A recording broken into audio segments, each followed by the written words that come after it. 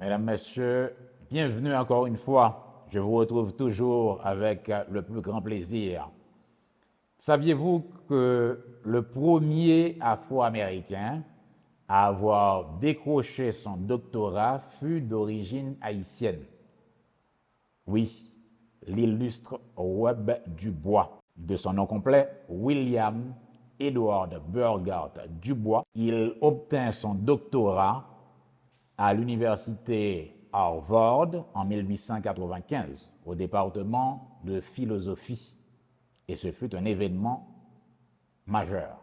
Webb Dubois, c'est un sociologue, historien, économiste, professeur d'université, écrivain, également un militant des droits civiques, célèbre pour ses nombreuses luttes en faveur de l'émancipation des Afro-descendants aux États-Unis, et il fut également l'un des premiers panafricanistes de l'histoire.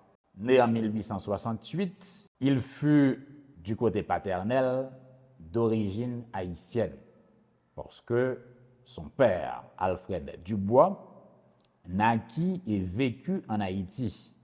Il fut de mère haïtienne et de père américain. Alexander Dubois, lui-même fils de James Dubois, l'arrière-grand-père de Webb Dubois, et Alexander était donc le fils de James, qui lui était un franco-américain. Et le père de Webb Dubois émigra aux États-Unis vers 1860 et il eut donc Webb Dubois avec sa mère, une femme née dans une famille noire américaine, Mary Sylvina Burghardt, et Webb Dubois eut la possibilité d'aller à l'université, mais il fut assez vite rattrapé par le climat de ségrégation raciale sauvage qui régnait aux États-Unis, surtout dans le Sud. Et Webb Dubois a eu un parcours tout à fait exceptionnel. C'est un grand intellectuel noir, très respecté, mais il s'engagea très tôt dans la lutte pour l'émancipation de la race noire et au-delà même des États-Unis.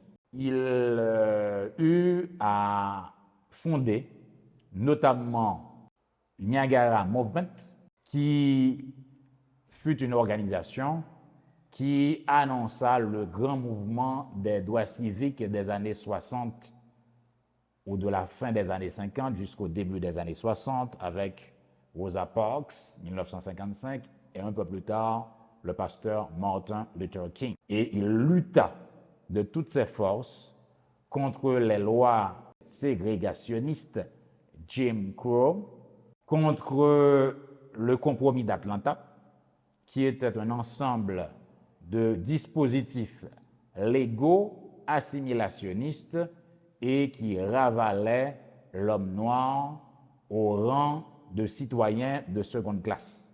Et Webb Dubois mourut en 1963 au Ghana, à Accra, la capitale, et comme un signe du destin, il mourut le 27 août 1963 à la veille d'un événement historique, la marche sur Washington, et au cours de laquelle le pasteur Martin Luther King eut à prononcer son célèbre discours « I have a dream ».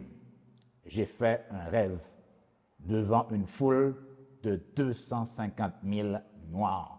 Webb Dubois, un afrodescendant, un illustre représentant de la race noire et qui garde bien ses origines haïtiennes jusqu'au prénom de sa fille, Yolande Dubois.